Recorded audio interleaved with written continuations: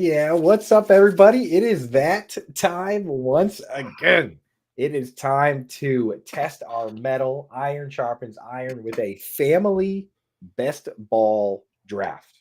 We're bringing in a couple guests. We're bringing in a couple fantasy alarm members that are sharp as tacks. And of course, I have the sharpest of the sharp next to me. My guy. Yeah, no, right there in the blue. Yeah, Mr. Howard Bender also drafting with me today. Howard, how you doing, brother?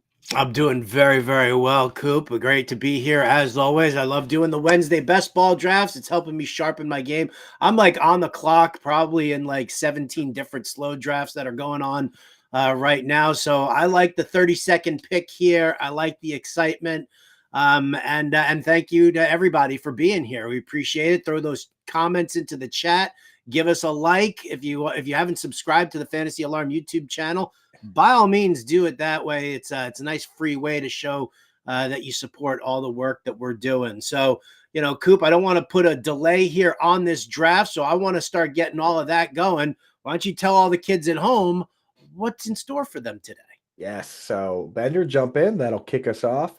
Here's what we're doing: $5 buy-in, underdog draft, which means it's half PPR, 12 of the sharpest going here, and we're just gonna go through. We've been mixing it up, doing some where we're playing like it's a tournament. We're doing some where we're drafting guys that we don't usually draft. Today we're playing it straight, right? We've got some guests coming on. They're gonna come in and talk to us, and these, I'm telling you right now, if you can't organize like real mock drafts for people that aren't going to quit, like the ones on certain sites where people make two picks and then they pick Tim Tebow and they leave, like go in and do some best ball drafts. And if you want to draft with us, we're doing them every Wednesday. Check out our Twitter. If you're a Fantasy Alarm member, you get preference to get in these drafts. But here we go. So we got Cole Tastrophe picking at the 1. If you want to get that pulled up when you have a chance. Doing Howard it right now at the 2. Joining us is Eric Romoff, Fantasy Nav, picking 3. Icy through, a member that picks with us regularly at 4. Our first guest, Sam Wagman of Football Guys, picking at 5. Yours truly at 6. We got Gringo Loco, CDM 82, picking at the 7. Kangas Man at the 8. The Hamburglar at the 9. Then we have our second guest, Nate Polvogt, picking at 10. We got Carp, coach. We got the golf coach, Carp, join us for the first time at 11. And then a special guest of our friend Sam Wagman's, Jay, will be picking at 12. So we're off and running. On the clock now is our guy Cole Tastrophe. And let's see if he gives Howard the green light to pick anybody he wants, or if he's gonna force Howard to pick Christian McCaffrey. I was gonna say, if he doesn't take McCaffrey, I'm taking McCaffrey. I mean, that's bottom line. That's the funny thing is, and there you go. There it is. Yeah. And that's and the funny scene. But the funny thing about 1 though is that like you can kind of pick whoever you want. But I just feel like if Christian McCaffrey falls to you at 2 or 3, you have to take him, right? It's like, yeah, you got to just collect the value. Our good friend Fantasy Nav, Eric Romoff, jumping in right there with a little CD Lamb pick, and we are off and running here. So we got Sam joining up the show here in a little bit. He's going to be making his first pick. Is this a spot where you've been drafting from? I feel like I see you in the middle every time we do one of these drafts, Coop. Every time, dude. I don't know. It must be rigged. But I kind of like it. I honestly do like it. Spreads the picks out a little bit. Picking at the swing, can be a little hectic. Although picking at the swing does give you permission to reach. I feel so much pressure to reach on players I want when I pick in that spot, real quick, before we get Sam in here, I want to give a quick shout out to everybody hanging in the chat. What's up? We got Icy, who's in the draft, and Dunn, a regular. Rex, who's picking at the 1 in this one. Our guy Cole Tastrophe. Angie, what's happening?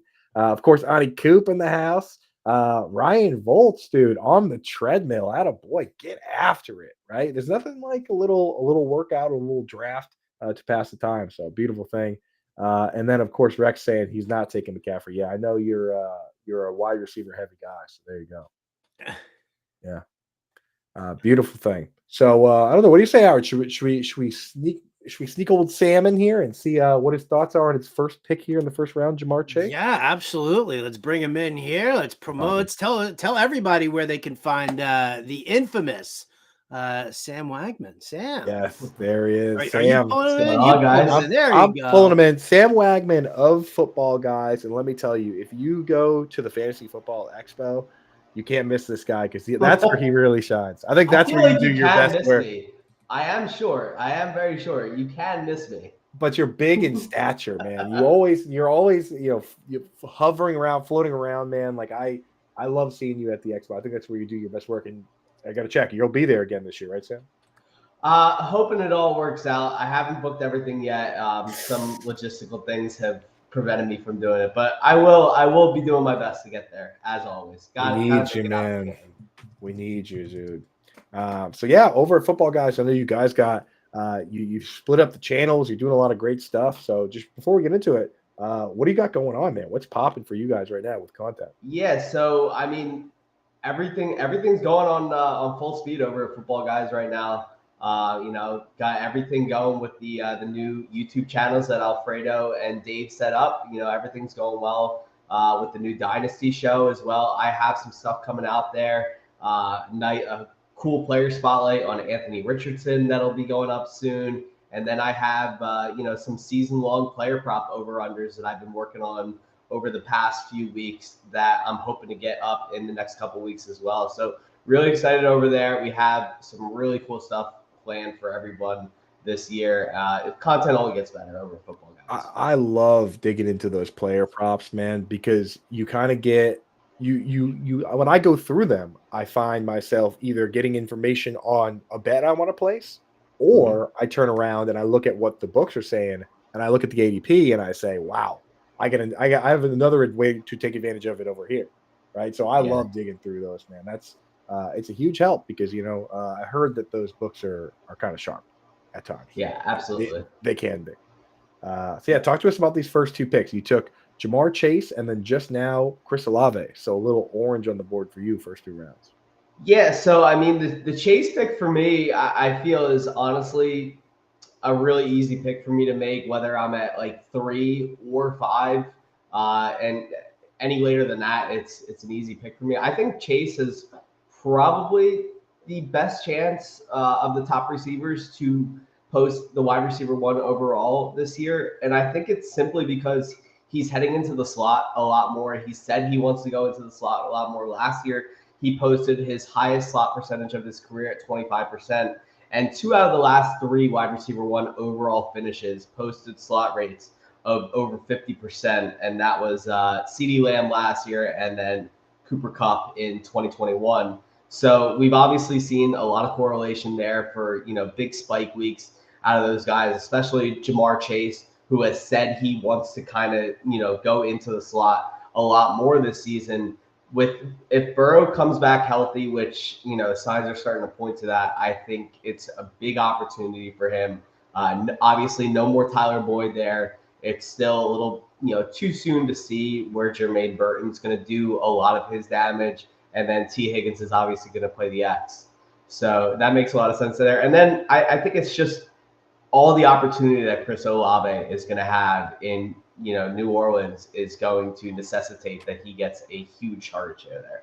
Yeah, I love that, man. There's a misconception out there regarding the slot where people think that when you're a slot guy, you're just a pure slot guy, and that's it, right? Where CeeDee Lamb, he actually ran the 4th most routes from the slot, but never came off the field. He just moved outside when they did 2 wide receiver sets.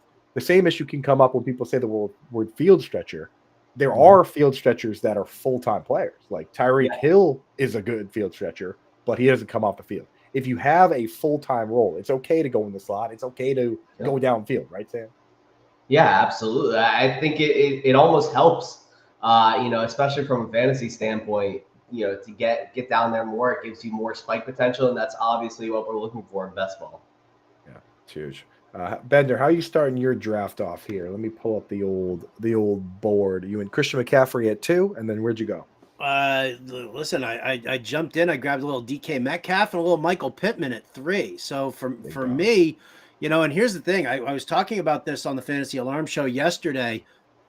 I have DK Metcalf a little higher up in my rankings than probably most people do. And these rankings they should be live right now on Fantasy Alarm. So if you are a subscriber, by all means, you can jump in and take care of that and get yourself a little subscription and view my rankings. You know what? I'll just I'll be the corporate shill here, and I'll just throw up the QR code right now and dude, let everybody know you can go to fantasyalarm.com/win. Use that promo code Let's Go, and we'll give you 50% off your first month. Zap that QR code that's on the screen right now. For me, and I'll say this is about what we're looking at in Seattle, because this is an interesting situation. We're done with the Pete Carroll era. And now it's like, okay, what are the Seahawks doing? You bring in Mike McDonald, the former DC of the Baltimore Ravens, and you're like, okay, well, what kind of a coach is he going to be? Is he going to be somebody who's going to dabble in with the offense? Is he not? That's one of the things I like about Todd Bowles in Tampa Bay, is that he knows that he is a defensive-minded coach, so he doesn't want to screw around with it. Unlike Dan Quinn, who's like, maybe I'll tweak a little something here and there. So what I like here is I think Mike McDonald's going to be a little bit more on the hands off. He brings in Ryan Grubb as the offensive coordinator. And this is what's going to be a very interesting thing to watch, the development of this offense, because what I love about Grubb, he took the Washington Huskies with Michael Penix as their QB and had one of the most prolific passing attacks. Yes, college ranks. We'll see how it translates. But what I do love is that he is also very much in the know of establish the run first. And that's what's going to open up everything. And so looking at his passing schemes and what he looks like he's, what he could be doing with the Seahawks, I think DK Metcalf is going to be a target monster in this offensive scheme. And I am so in for that. Now, maybe I'm a little bit bullish on it. We got to see what Grubb's offense looks like throughout training camp and see how the team is gelling around it. But I think the ceiling is really, really solid here for DK Metcalf. And I'm going to jump into that. And then I think I haven't made it a secret what I think about Michael Pittman. I'm a huge Michael Pittman guy. Him and Josh Downs, we'll see what Adonai Mitchell does or Alec Pierce does on the fringe. But I think that this is a major target funnel going towards Michael Pittman. Yeah, I like the way Mike Tomlin does it as a defensive coach, where he kind of stays hands off, but every once in a while you see him over there on the sideline. He pops over and he goes, let's take a shot here. And that's it. You know what I mean? That's it. He pops in every once in a while and says, hey, I'm going to interject real quick, but for the most part, he lets his guys. He checks in on his meat shield to see if his meat shield is in, Yeah, the most dangerous job in all of sports is the offensive coordinator for Mike Tomlin. Right? 100%. How about the guy who has to hold back Sean McVay when he's trying to run onto the field? That's another really dangerous That's job. also a dangerous job. Hilarious job. But an important one, because very, very true. Otherwise, he'd be out there in midfield like T.O. on the Star. He gets a little crazy there. So here we go. I see through. I'm going to ask you to stop picking my players to avoid that, dude. You already took taking Jalen Waddle on me was brutal. Now you're taking Josh Jacobs. I think Icy might have himself a copy of the Fantasy Alarm cheat sheet. He's been in enough of these drafts already, but please. How about Kangas, man, over there?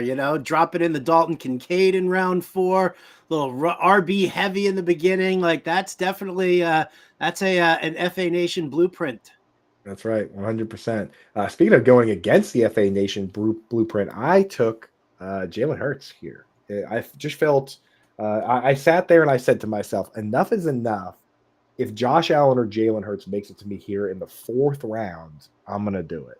Sam, for you, where are you willing to take one of those top guys? I know a lot of us in the industry are like, oh, I'll just figure it out later. But at what point do you say enough is enough and you will take one of those top 2 QBs?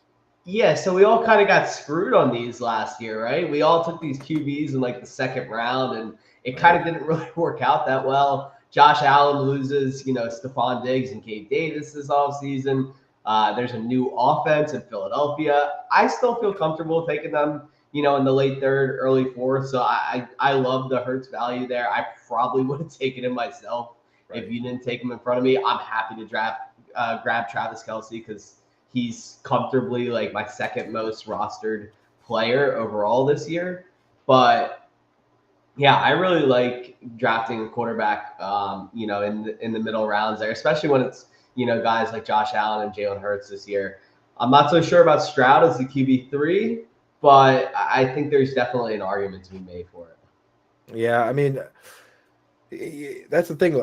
There's certain QBs when I see Stroud there. And first, before we get to that, I do want to we got to real quick give some flowers to Howard Bender, who was pointing out just that last year how crazy it was how early the quarterbacks were going. Oh, it was You ridiculous. just you've seen enough, Howard. You've been doing this long enough, both baseball and football, to know when a trend is being overdone. And you were like, this is textbook overdone trend right here with the QB. So. Oh, There you without go. a doubt. Which also scares the bejesus out of me that we're going to see that same trend with tight ends this year. We are. Because if we're looking at it here, Sam Laporta in the third, Kincaid, Kelsey, and McBride in the fourth, Andrews and Pitts in the fifth. So listen, I mean, I'm all for grabbing one of these top 5 tight ends, no doubt about it. But are we a little too bullish on it? People get upset with me, honestly, with this stuff because this year we were all on Sam Laporta last year, and then this year they turn around and they're like, Sam Laporta again? And when I say no, they're like, what, you don't like him now? Right. It's not that I don't traitor, right? They're like, how dare you? Right? It's not that I don't like Sam Laporta. It's that I don't like taking him as the first tight end off the board in the third round. Right. I would rather do what Sam did and take Travis Kelsey. There's so many, like in most years leading up to this year, there was one tight end who was going to be the tight end, and that was Travis Kelsey. Now I look at it and I say, it could once again be Travis Kelsey. It could be any number of 5 or 6 guys. So I'm not going to go after the first one here because it's not set in stone now. He's being drafted as if he's just Travis Kelsey. Now, if you take like the last decade or so, which I did, and you look at where Sam Laporta's season stacks up among those seasons, it's like the tight end 17 season. Like, yes, he was the tight end 1 last year, but that season wouldn't have been tight end 1 in a good number of these years. You know what I mean? Like, of those 10 years, there was only one other season where he would have been the tight end 1. So, and it was a while ago. So for me, I look at it and I'm not paying that price. I'm just not doing it. Sorry, Sammy. I love you, buddy. I haven't been so much dynasty that I don't need to. I'm with you on that. I mean, I still think the best bet for tight end this year is Mark Andrews. I think him going as tight end 5 is very disrespectful to what we've seen over the past couple of years. He's the wide receiver 1 in Baltimore. Right. So, it would all seem to make sense for him. You're getting him at a 5th round ADP. Sign me up for that all day. Yeah. I mean, dude, you're preaching the choir, man. And I honestly, there's an argument to be had in redraft, especially, that he should be the tight end 1 off the board. And the difference between best ball and redraft is that if you're in like a 10 or 12 team redraft league, nobody's drafting Isaiah Likely. He's going to end up on waivers. So if you draft Mark Andrews and you're in a league with Fab, just think about that. You don't have to think about, like, you're set at tight end. You just go out and spend the Fab on Likely. Same thing with Dynasty. I have a league with Mark Andrews and Isaiah Likely, and I'm like, I have the only plug and play backup tight end. I feel really good and really strongly about that. So arguments to be made there. I'm holding off on posting my Mark Andrews piece because I don't want to steam up his value. I don't know. We might just be a little drop in the industry's water, but I want to get as much of them as I can while we have the chance. I feel that. Yeah. So let me ask you then. We're talking tight end, and you say you have a lot of Travis Kelsey. Who's the other one? Is it Mark Andrews? Yeah, Mark Andrews has definitely been the guy. Let me see exactly who it is. Go deep into that exposure. I have a lot of Ben Sinnott for some odd reason.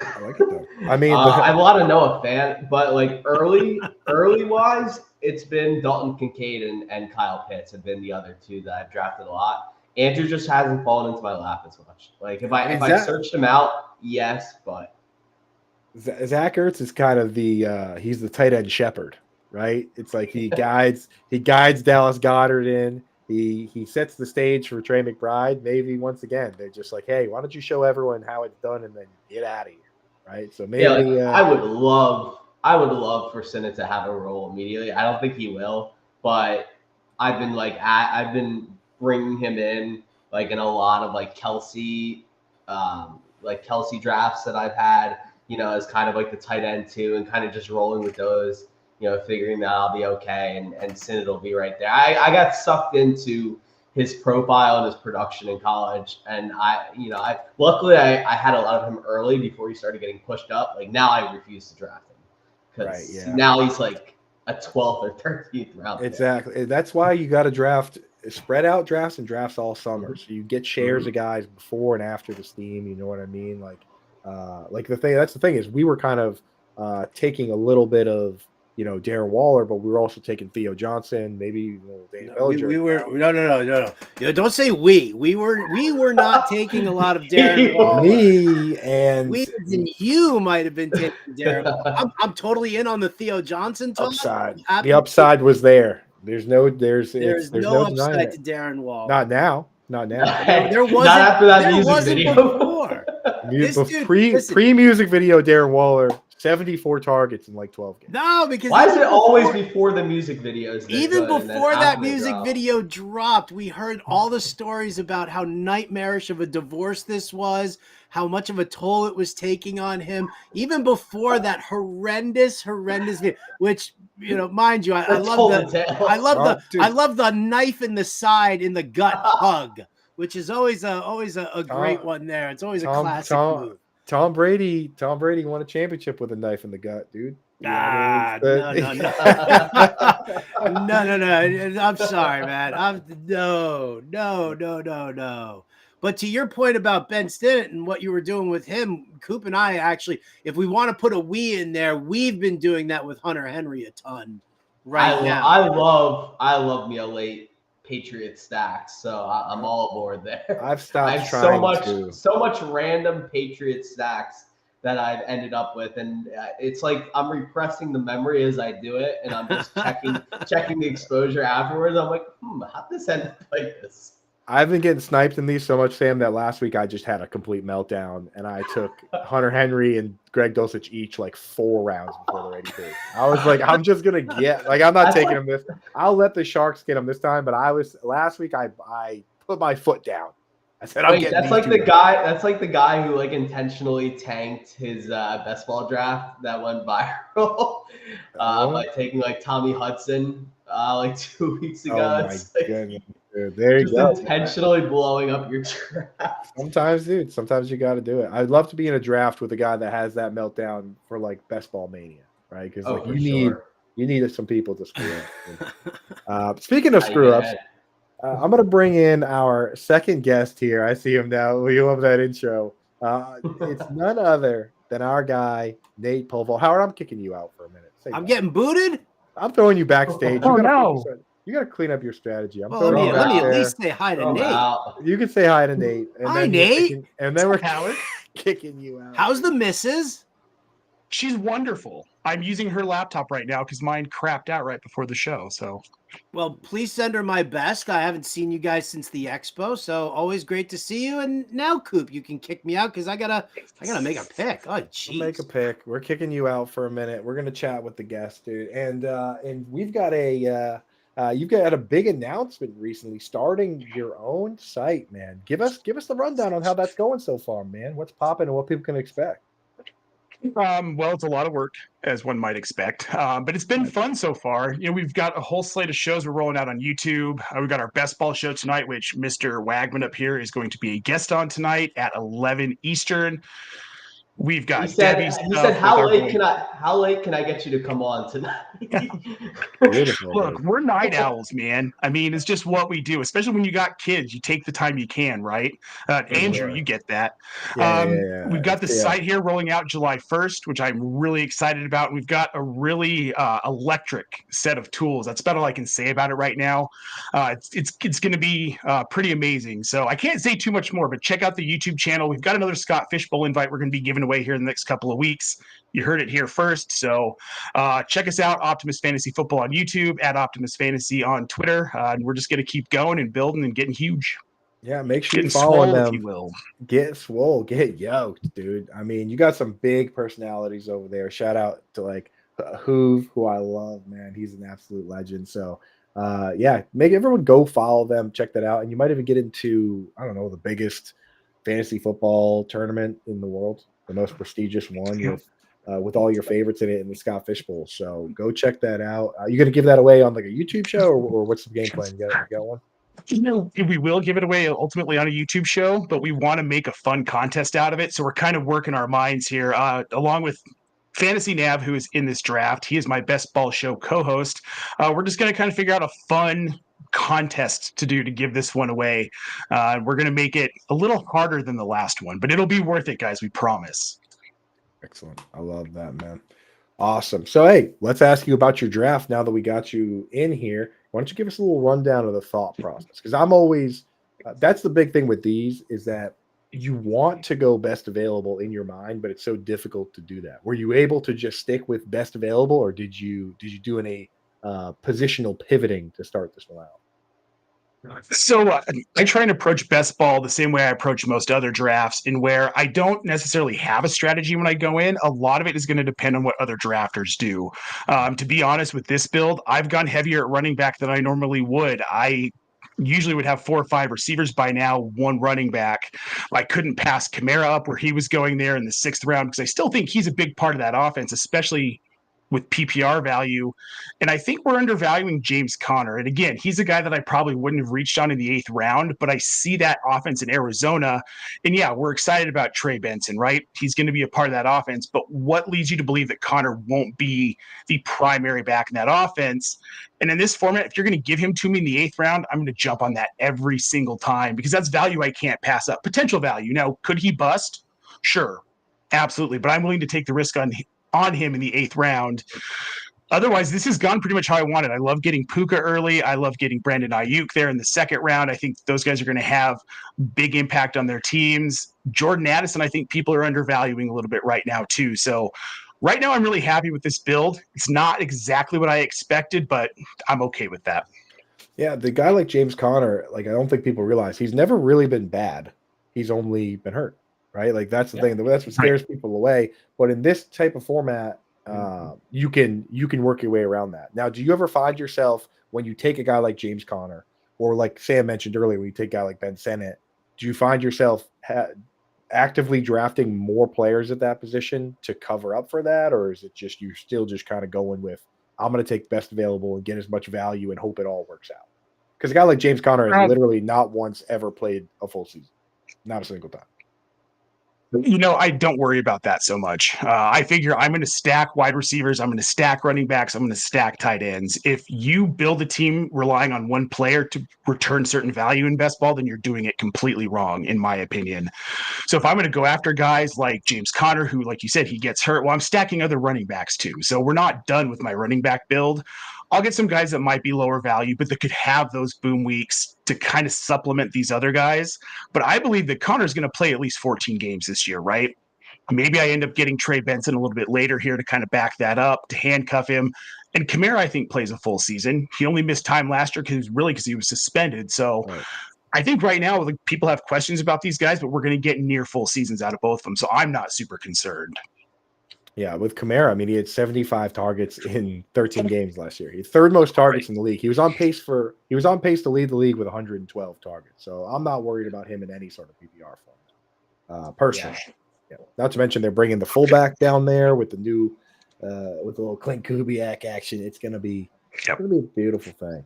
I mean, Sam, this is a question I've been asking, and I ask it typically. I pick a team that is kind of like the Patriots. We talked about them earlier. That we don't know where the targets are going to go. And the Saints, for me, that is one of those teams where there's value to be had there. Obviously, Chris Olave is at the top, but if you had to pick the guy that's going to get the 2nd most targets on that team, who do you think it's going to be? And you can pick Kamara if you want, but there's a lot of options of it. I think Kamara is an easy answer. I also think Rashid Shaheed is a really interesting answer. He got hyper targeted downfield. He was clearly Carr's guy when he went to go downfield. He was kind of the first look. We saw a couple clips of him even being in them mic'd up in the huddle, basically telling Shaheed, I'm going to hit you deep, get open, and then immediately hitting him. I remember that happened on a 50-yard like down the line, just like quick, 4 verts out route. And I think Shaheed is kind of set up for that again. Like we saw him get some very interesting target shares last year, and there really just isn't that much else there. They got guys like A.T. Perry there, but there's really nobody else that I can really speak to that is going to be doing anything. And I can't see them having a lot of leads to the point where they're going to be able to salt games away on the back of the running back. So I feel like they're going to have to throw a decent amount, so why not Shaheed? Like, why not just chuck it deep a bunch of times?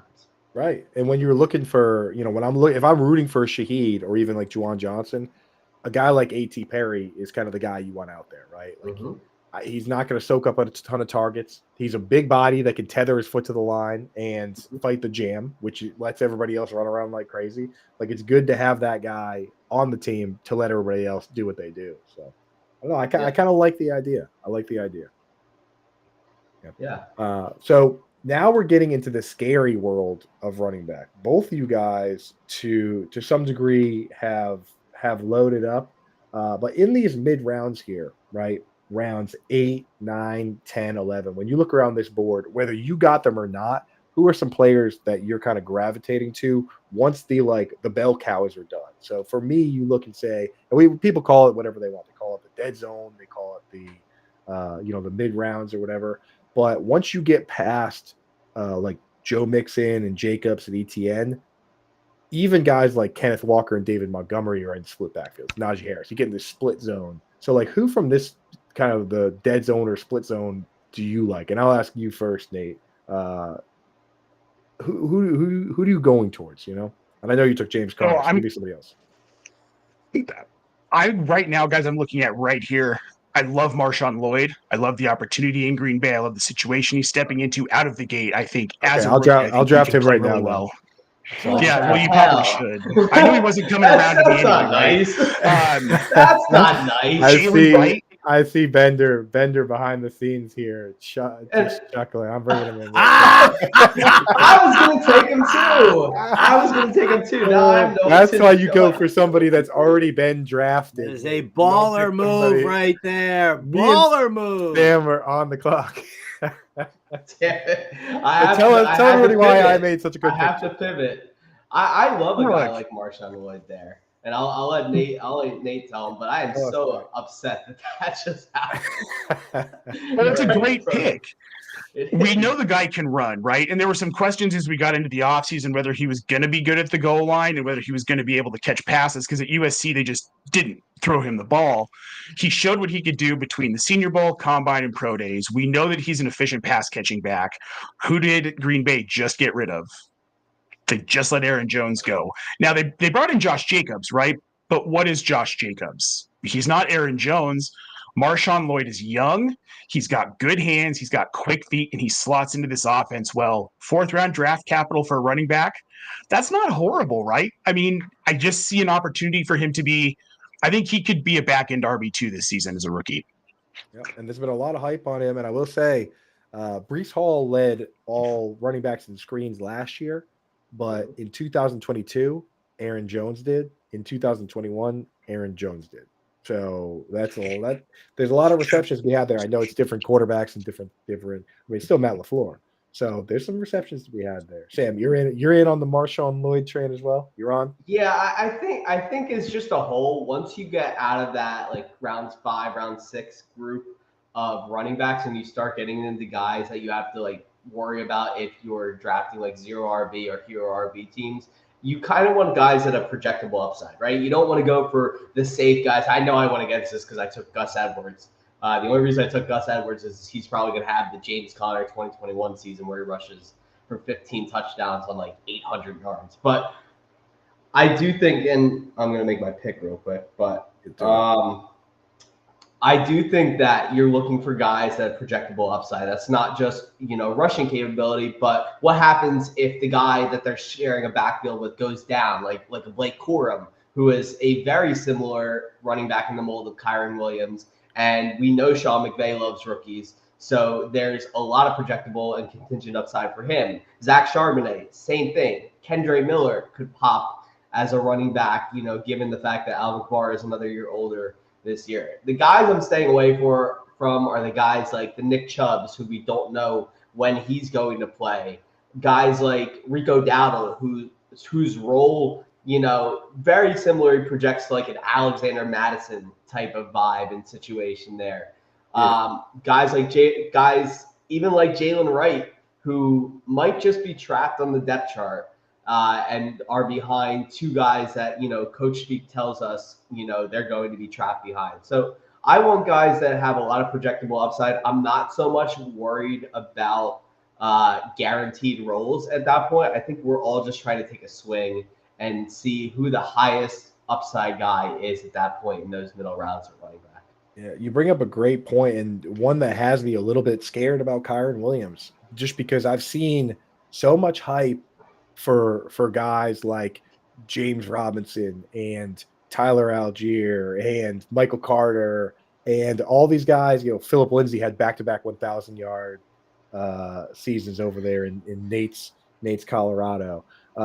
You look and you say these guys are awesome, and then the team says, wow, that was awesome. What if we go and get another running back, a Breece Hall or a Bijan Robinson or a Blake Corum, and it's actually even better, right? Because Kyron Williams, 5th-round pick, not particularly big, not particularly fast. So you got to be very careful. You got to be very careful with guys like that. He could be awesome once again, which is why he goes as high as he does. But I get scared, man. I get a little scared. Yeah.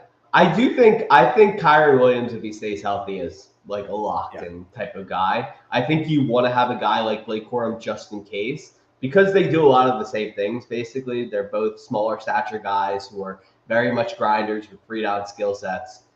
But I do think that Kyron is set up in a terrific situation for him to ball out this year. Yeah, I mean, and that's the thing. The upside for Kyron remains there because they did pick a similar guy. It scares me a little bit when they go and pick somebody that does something opposite, right? Like when you have, like a James Cook and they pick a big bruiser back, or you have, they pick an obvious pass catching back to split things up. So yeah, the upside's still there. I don't know, man. I feel it's been hurt too many times now. Too many times. I want to ask you guys about a player that just got picked, because I saw some interesting news actually coming out of the football guys sphere, Sam, on Jaleel McLaughlin potentially being the RB1. Now, before we get to Sam and the report, I want to ask Nate. Nate, do you think that that's just off-season smoke, or do you think there might be a little fire behind the Jaleel McLaughlin RB1 chatter? So I think there's something behind it. I have been saying this for a couple weeks now. I said it on a show on Monday. I said on a Scott Fishbowl mock draft show on Monday that be careful about drafting Javonte Williams, right? He was real slow to get going last year, and we know that was because of that brutal knee injury. But Sean Payton saw something in Jaleel McLaughlin that he liked. He liked enough to keep the guy going all season, even as they were trying to get Javonte Williams working back in. If Cecil Lammey, who is a guy who lives in Denver, said this on Football Guys, if he is hearing things, he is an insider with this team. He knows what he's talking about when it comes to the Broncos. He does it professionally on the radio here. If he's saying that there's a chance that Jaleel McLaughlin is a starter and Williams doesn't even make the team, there's something to be had there. So I'll take Jaleel McLaughlin in the 14th round. He could be the RB1 on a team that's going to have to run the ball a lot, right? They've got Audric Estime that they just brought in the draft out of Notre Dame. He'll probably get a good share of that too. But if they move on from Javonte Williams, you're looking at McLaughlin and Estime as the two guys carrying the load in. Again, what should be they're going to run the ball more than 50% of the time. I think we're going to be seeing them right around 60 to 65% run share, right? With Bo Nix at quarterback. I'll take the guy that could be the RB1. And if it doesn't pan out, he's still the RB2, and he still has that PPR upside, and he's still going to get you points that he's good enough as an RB3. I'll take him in the 14th round. Yeah, jeepers. Not making the team for Javonte Williams. That would be something. Sam, now, do you think there's smoke to, because from what I saw, it was somebody from the Football Guys network that was kind of reporting that. Do you think that that's possible? And if so, what would be a good landing spot for a guy like Javonte Williams?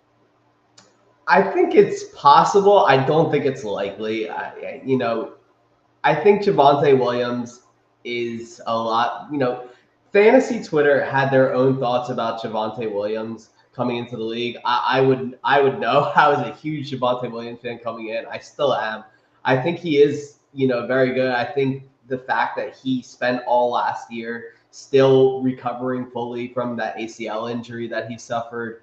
Now we're 2 years out. We know the nuance around ACL injuries is that they take a couple years to fully recover from. And we have data that shows us that there is a year 2 bump in production from that.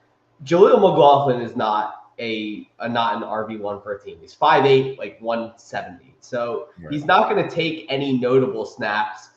They did just draft Audric Estime, but he's already had a surgery this offseason.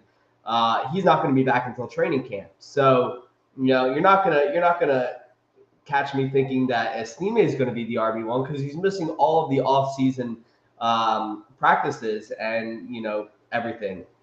McLaughlin was great, but he didn't really carry any discernible crazy workload last year. And the other guy that they have, whose name escapes me, but he's another small stature guy. He's not going to take RB1 in early downs. Watson or yeah. I've been hearing a little smoke. I've heard positive. I've heard a little positive little coach speak things on every single player on the team except Samaje Perine this offseason, right? Like the only person that's still on Samaje Perine is Joey Wright. I love Joey Wright, yeah, permanently. He's not. I gotta pop in and just chime in on this one here, just because a couple of things. Number one, Cecil Lammey is definitely an entertaining beat writer covering the Broncos. Cecil Lammey is also very much part of the hype machine. He gets that's a fair point. Cecil Lammey loves getting his access to the locker room. He loves dishing out the coach speak. This is an excellent opportunity for him to fully ingratiate himself with Sean Payton and the coaching staff over there. So I worry a little bit about Lammy's, not so much the validity, but in the fact that, yes, maybe that's being spoken about right now, but I'm not going to sit there and sign off.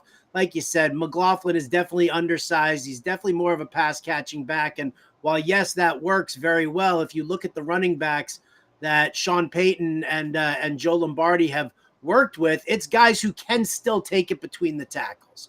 So I think that, like you guys said, coming back from the injury last year, I think we're going to be very happy to see Javonte Williams kind of progress towards that one spot. I think McLaughlin makes for a great handcuff, but yeah, I'm not going to buy into it. Not here in the early part of June. Yeah, I'm with Howard on that as well. I can't see Javonte getting moved completely. If there were a team, the Cowboys are the obvious front runner as I will where kill everyone myself would like to if see. Javonte Williams lands on the Cowboys. I will also gun in not my hear mouth. from me. You will not hear from me. Yeah, you will not hear from me. Yeah. I will be crying in a corner over one of my favorite players who I comes can't into even the league. Yeah, there you go, dude. My Yeah, most hated team. There's too many. There's between Jim Bowden and Jack and the 75 Cowboys fans that we have that are in the Discord every day. It would be overloaded. It'd be too much. So we can't allow it. We can't. We absolutely cannot allow that trade to go down. I will say, because of what Joe Lombardi and Sean Payton want to do and the quarterbacks they brought in to do it, there's a lot of targets available there for the running backs, right? So, you can actually get away with, in my opinion, they could each get 50 targets. Right? They led the league with 156 targets to the running back. Also, Sean Payton loves his, heavier running backs. Like the guy rode Pierre Thomas for 20 years. Yeah, PT Cruiser, baby. Let's go. Yeah, so I just can't see them going to a death squad, small ball lineup at running back. I can't see. It doesn't make any sense to me that it would go. I can't think that they would offload Javonte so quickly when he's flashed in spots. Yes, he's been inefficient, but he's also coming off a multi-year injury. So. Yeah, I have a question for you guys. Do I have to draft a player from this board and sully my beautiful team with one of these losers? You do. Draft Jonnu Smith. Just call it? You know what? I've come around a little bit on Jonnu. I'm going to reach for a guy that I Oh God, not him. Yeah. Oh, this is the year, dude. Hamstrings. Look, don't worry. Christian Watson figured a We're hamstring. talking about things that won't happen with the Broncos. Christian Watson figured out hamstrings and how to fix them for the entire league. $4 million grant, obviously, to the University of Wisconsin. So hamstring issues are a thing of the past. And Greg Dulcich is going to come in. He's going to be Jimmy Graham in that offense, obviously. So tremendous pick by me. But I want to ask. So Jonnu Smith, there's been some steam, right? You know, Sigmund Bloom, a little steam on him, dude. Over you football guys. Are you guys in or out on the John? I will never. I don't know, be man. truly in on Jonnu Smith. I It's want to hard. be, right? It's hard. You Unless want he's on to a be. team with Arthur Smith. Unless he's on a team with Arthur Smith. That's the only Yeah. way. There's, I mean, I can understand the arguments for both sides. You know, on one side with Waddle and Hill, regardless what you think about Jonnu, there's really no room for massive upside. But on the flip side, you know, you see what George Kittle has been able to do in that offense with the 49ers, and they run the same scheme with the fullback and everything. And Jonnu Smith is the only other tight end besides Kittle that has multiple 60-yard touchdowns. So it's like, when I think I'm out, they pull me back in. That's why I had to draft another tight end so that I have 3, and I couldn't possibly justify making that move. But if people want to make it, more power to you. More power to you. Blocking yourself. I will say one last thing on Jonnu that you got to give props to the Dolphins for signing him, because he was released by the Falcons. He was not a free agent, so he didn't cancel out any of those comp picks for like Christian Wilkins. So I will say, if you're a Dolphins fan, you have to be happy that you got a guy that fit the scheme and you didn't have to overpay. And I want to say I appreciate Jay, your buddy Jay, Sam in the chat for taking Jonnu off the board, so we don't have to think about it. There you go. There you go. Jay's definitely listening to this. He heard all the Jonnu propaganda and said, I gotta even out my 3 tight ends with him. Look at that. Tyler Conklin, Noah Fant, and Jonnu Smith. That is an all-star cast of tight ends there. Yeah. Woo-hoo-hoo. Tyler Conklin, Noah Fant, the who's who of who is not going to be a top 2 target on their team. Shoot. But Noah Fant could be like target 5, right? yeah, 5th option. 3 or 4 injuries and no offense, right there, being the second target of the team where he's been in the past. But I mean, he's got. But he got a new contract. And I will say it's a new offense, Yeah. as Howard pointed out. Yes. Shane Waldron, the guy that rotates tight ends all over the place, is gone. Shane Waldron, I know, but yeah, of course Shane Waldron immediately signs Gerald Everett too, right? Like immediately, he's like, "Yep, let's get the rotation machine going." So I don't know. Let me get my inefficient tight ends who can't catch. Beautiful, dude. Yeah. Gerald Everett can't block either. So yeah, beautiful thing. All right, this is the last round here. Let's go down to Nate, who's already made his pick. And wow, the Charknado, DJ Chark. Sell me some Chark, buddy. It's the last pick. What is this Chargers offense even going to be? There's no guarantee any one of these receivers is going to be the wide receiver 1. Keenan Allen's gone. Mike Williams is gone. Quentin Johnston has bricks for hands. I feel like DJ Chark is as likely as anybody else to pop in this offense. Maybe he's the wide receiver 2. Maybe he's their wide receiver 1. His ceiling's probably a flex wide receiver 3 slot, but I mean, if the last pick's worth a shot, right? Yeah, dude, on paper, like he's got the size, he's got the speed. He had a good season once upon a time. And he's still DJ Chark, though. I've fallen for it I've fallen for that one so many times. I would have taken DJ Chark if he fell to me. So okay, there you go. He's the only guy that we're all morons. That's what you're trying to say. Is that he's the only guy that has a 1,000-yard season? True, it's true. And I mean, the bar is so low. The bar is so low. Yeah, it's so entirely possible. And new coaching staff and everything. Sam, you went with Odell Beckham Jr. here. Walk us through the thought process. I did. I mean, he's going to be ahead of Jonnu Smith in the target share, I hope. Nobody else catches passes on this team, so why not Odell? Yeah, I mean, that's all I got. I needed someone. I somehow ended up with 5 wide receivers in my wide receiver room with a bye week of 12. So I needed someone to step in there just in case. Odell was the least bad option. there are two worlds, right? There's one world where they still use Durham Smythe and a ton and Alec Ingold, the fullback, a ton, in which case there are targets for a third wide receiver. And then the other world is one where Tyreek Hill or Jalen Waddle get hurt, which is a world I don't like to think about. But I mean, Odell Beckham Jr. clearly becomes the next man up, and he almost certainly becomes a every down player if that happens. Yeah. Which, I mean, could be a beautiful thing. You know, he's a kind of a double handcuff in that sense, right? Because he's just obviously better than Braxton Berrios and the rest of those goons over there. So I went with a pretty obvious non-homer pick that I definitely needed because I already took Jalen Hurts and Matthew Stafford. And I took Drake May. You know, I look at that one and I say to myself, go Pats, first and foremost. The unstacked Drake May. Today, unstacked Drake May. No, I have Demario Douglas somewhere on that team. If you squint close enough, I missed that. If you squint close enough, and Howard, I see Howard chuckling behind the Howard. What do you think about my Drake May pop Douglas back?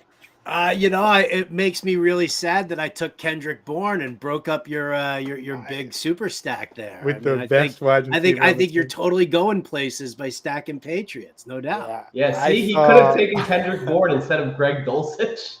I saw a thread with our guy Connor Allen, who we will have him on the show. He's over at 4for4. He does a lot of betting stuff, where he took all the over-unders for all the games, right? And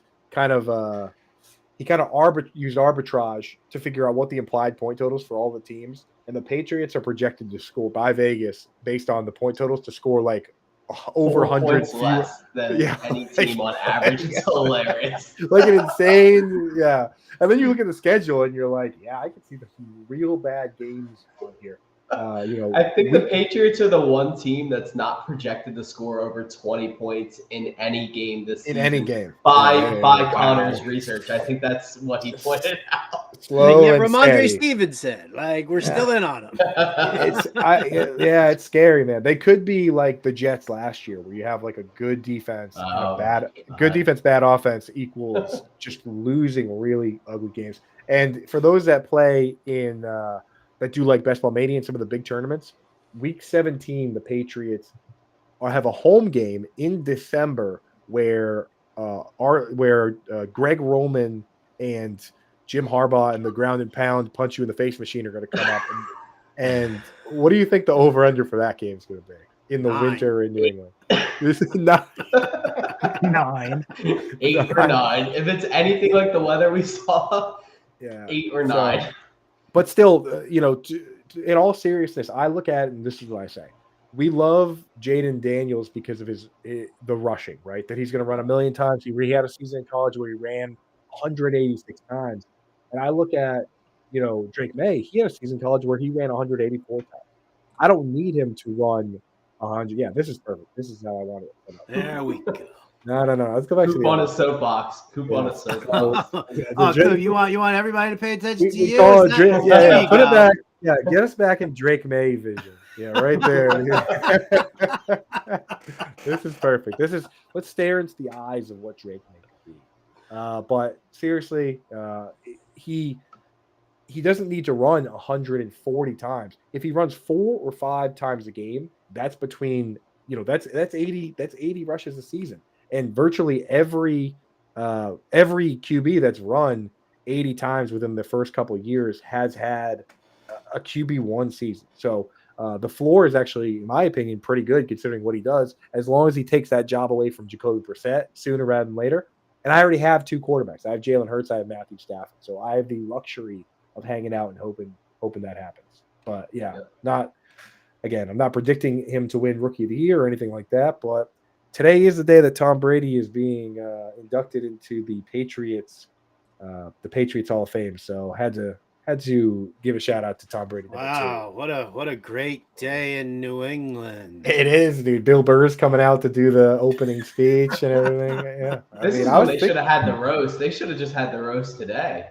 Yeah, I had a show scheduled for tonight, or else I would have been over there. It's right down the street. Jay-Z's gonna come out singing the songs. It's gonna be great. The back padding is great. Tom Brady. The back padding will be heard all around the New England today. Just when you thought we were all done with it with the retirement and all, it's Right? This Oh, thirsty ex-quarterback he's got to stay relevant. Just wait till he gets on the broadcast. So You know he's gonna is this the unretire ceremony again. where his wings pop out and he like flies off? Flies around the city. Yep. That's Flies on okay. I just wasn't sure. And then they unveil the statue. That'd be amazing if they unveil a statue of him that has like wings or like, or it's just him. Good God. Just, And then every New England hunter is just.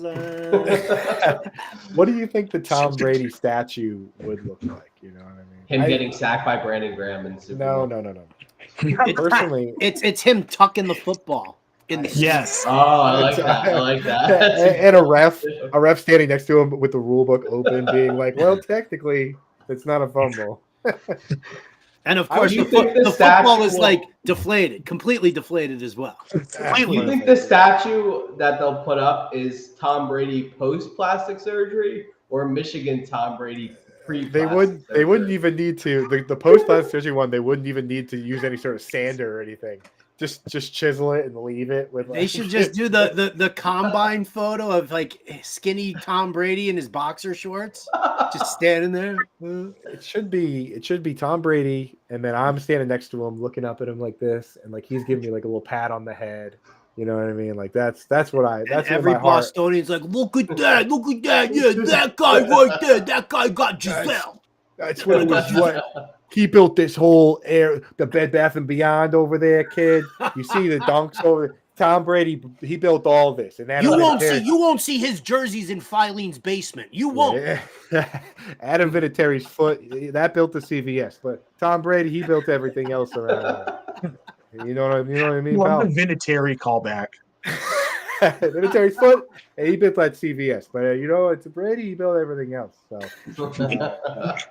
Yes, enough Tom Brady slobbery here. Thank you guys so much for joining us. Thank you everybody in the chat for hanging out, dude. You guys are what make the show fun.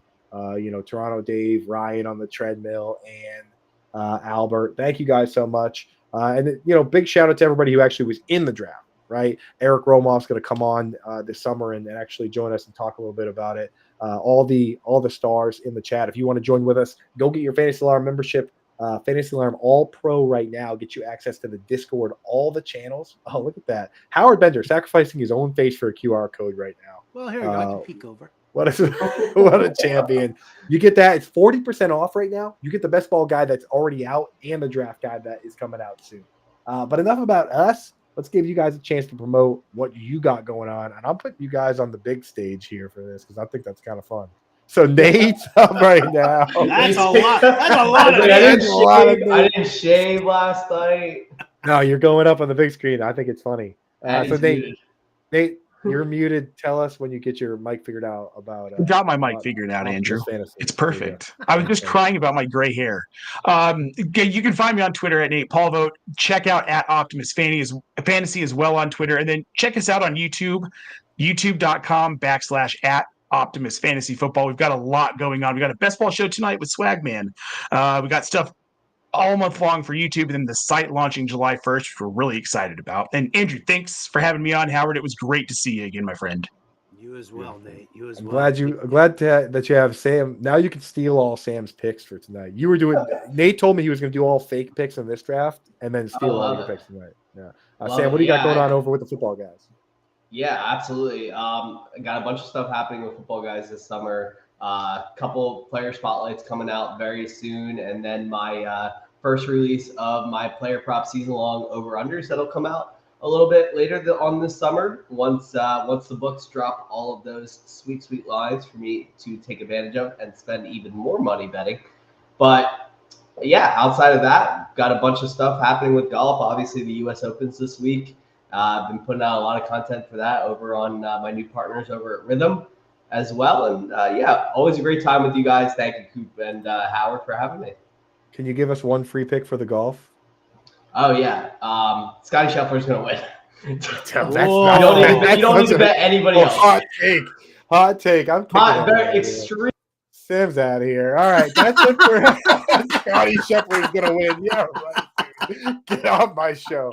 All right, that's it for us. Thank you everybody for joining us. Thanks for coming on. Check out their show tonight. It's a late one, so you can check out Howard Bender on Sirius XM channel 87 first, and then you can check that out.